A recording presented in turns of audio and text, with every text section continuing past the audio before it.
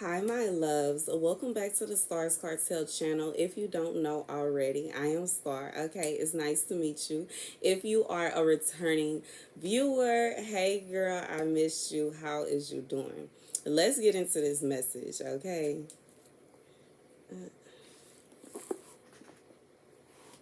Okay, so in this dream, I vision myself living in a nursing home. Why, I don't know, but that's what it was. In this dream, I'm packing my things to move somewhere new with my spouse. Okay? My bookmark says, God is with you every step of the way. The Lord will stay with you whenever you seek Him, you will find Him. The scripture God sent me to is Job 33:19 through 28.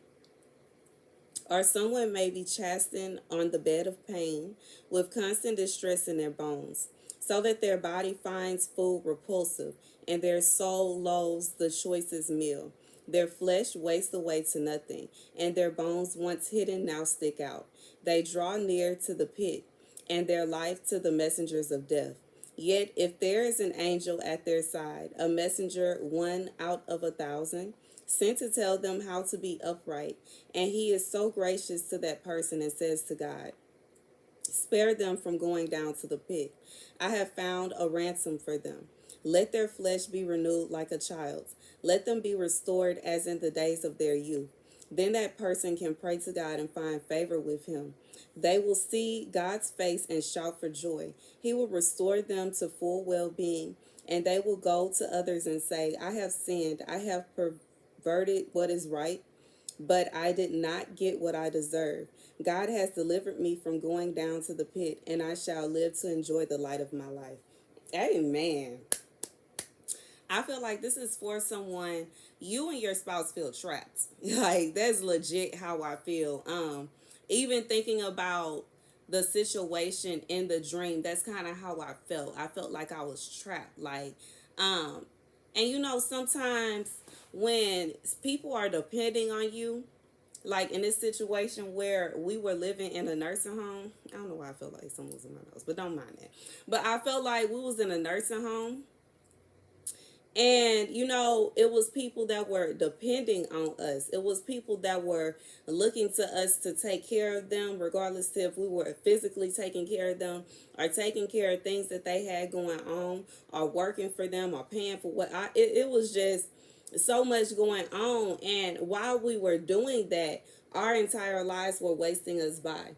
So for some people, it may not be that you are physically losing, like you're physically sick or you're physically going sick just being in a certain predicament. But I also feel like, as the day goes on, we get older. And if you are spending your entire life for somebody else, you have wasted your life. And it's not to say that is something wrong with loving other people. It's not to say that it's something wrong with taking care of your parents. I'm not saying that. But however, to the extent to where your entire life is surrounded by somebody else, to where you can't even go on vacation, to where you can't even go and buy something for yourself, to where you can't even go and have a peace of mind, to where you can't even go and pursue the career you want to, it's a problem with that. It is not good to, allow your life to waste by. And I feel like that is part of this message. That is part of this point. Some people that live at, when they live at these nursing facilities and they work there for 20, 30 years, they have wasted 20, 30 years of their life. And it's not to say it's not good to take care of other people, but 9 out of 10, they never leave. They don't go on vacations. They don't go visit their family. They don't go to any events. That is their life. And it is almost as though you have imprisoned yourself. You have imprisoned yourself to doing this, regardless if you feel guilty for your childhood or if you feel guilty. And I was listening to TD Jakes one day. Don't let nobody make you feel bad because they took care. That's what your parents are supposed to do. They are supposed to take care of you when you are a child. That's what they do.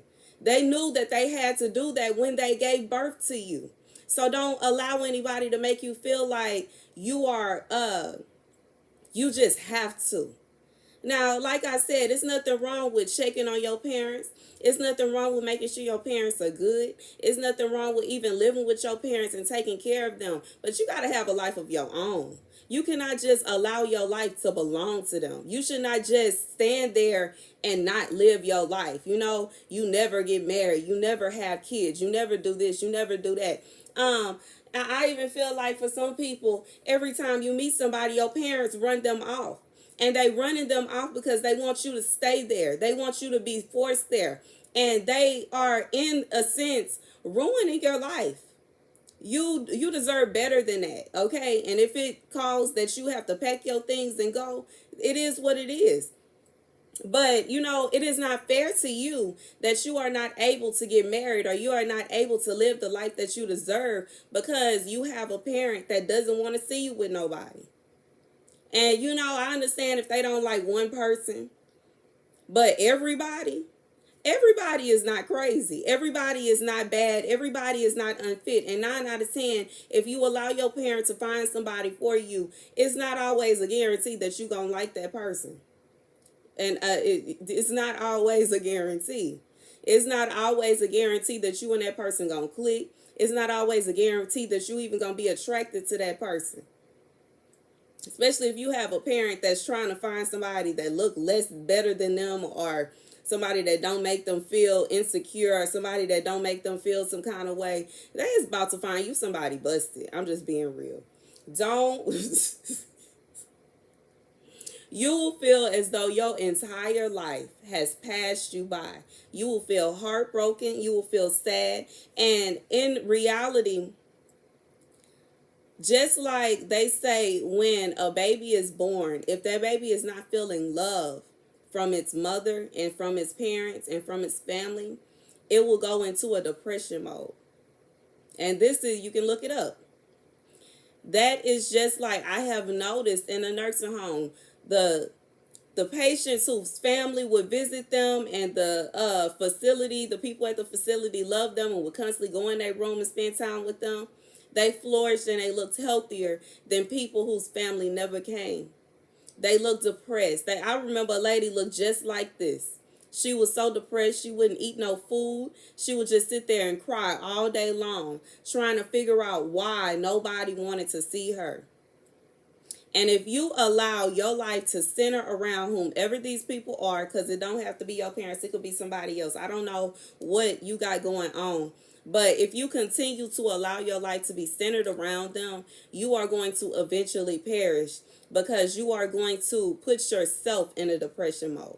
You are going to make yourself feel like you have had enough. You yourself are going to give up. And it may not be a physical, like you physically say, oh, I'm sick of this and I'm going to leave. But, you know, if you choose not to leave, you are going to then mentally and spiritually start to give up. And once you mentally and spiritually start to give up, the physical will catch up to it. And, you know, even if the physical takes its time, you do not want to be in such a position to where you are literally so depressed. You don't want to live like that. You don't want to feel as though you can't live your own life. You don't want to feel as though you be in control, especially if this is for a man. It is not good for a man to feel like he is being controlled, especially when he gets to a certain age. Because if you are not able to flex that testosterone, you are going to eventually, you're going to start feeling like you are less than a man. You're going to start feeling like you're not worthy. You're going to start feeling insecure. And it's not because you are feminine. It's not because you are meant to be with, you're meant to be or act a certain kind of way. No, it is because you have allowed somebody to oppress you to the point that you don't feel like a man no more. You don't have any control of your life. Every time it talk about a man in this Bible, that man is standing in his own. He's the head of his household. The man is supposed to be the head of the household. And if you are in a position to where you can't be the head of your own household, it's a problem. And, you know, as for a woman, it is not good for a woman to be alone either. It's not good for a woman to just sit there and be sheltered and be shut in. Yeah, God does want us to be with our parents until we are married. However, it is not good for your parents to be keeping you from getting married or meddling in your relationships or trying to, make people not want to be with you, because you then will be depressed. You then will be sick of it. You then will feel as though, you know what, I'm done with this. And I did that. And I can be a witness. It is not, when I started feeling like people were meddling in my relationships, I was like, bro, I would rather be in the middle of nowhere by myself than dealing with this. Because especially when I see, yeah, I have my faults. I'm not going to act like I'm perfect, but it's somebody for everybody. And I refuse to believe that it's just not going to happen. I refuse to believe. I refuse to believe. And just as soon as I left, it happened. And, that is a message. Sometimes you have to leave. Sometimes you have to move around and you have to keep your business to yourself, because it is not fair that you are not living your life. It is not fair that you are feeling miserable. It is not fair that you are feeling as though you living your life for somebody else. And that's the message. Sometimes you just got to pack your stuff and go. And it's not because you don't love that person. It's not because you don't want to take care of that person, but it's because you deserve to live your life too. Don't allow your life to pass you by just because you feel guilty. That's not fair. It's not fair to you. Okay, y'all. And I'm not saying you can't check on them. I'm not saying you can never go back. I'm not saying that you shouldn't be friends and you shouldn't keep up the conversation, or you should completely go ghost. But I am saying that, when you get to that breaking point, that's what it is. You will go ghost. You will be like, okay, I don't want to see nobody. I don't want to talk to nobody. I'm going to go and be by myself then. Since you want to see me by myself, I'm going to be by myself. And you do not want to get to the point to where you have just absolutely had it through the roof, where your mind is just like, I can't take it no more. It will literally drive you crazy. And I'm serious. It will. It will drive you crazy, because it's not fair. And then it's not fair for anyone to try to flaunt what they have going on in front of you to try to make you feel as though you're less inferior to them. And really, it's not true. You just need to move around from where you are. All right, that is the message. Thank you guys for watching. Be sure to like, share, and subscribe. Deuces.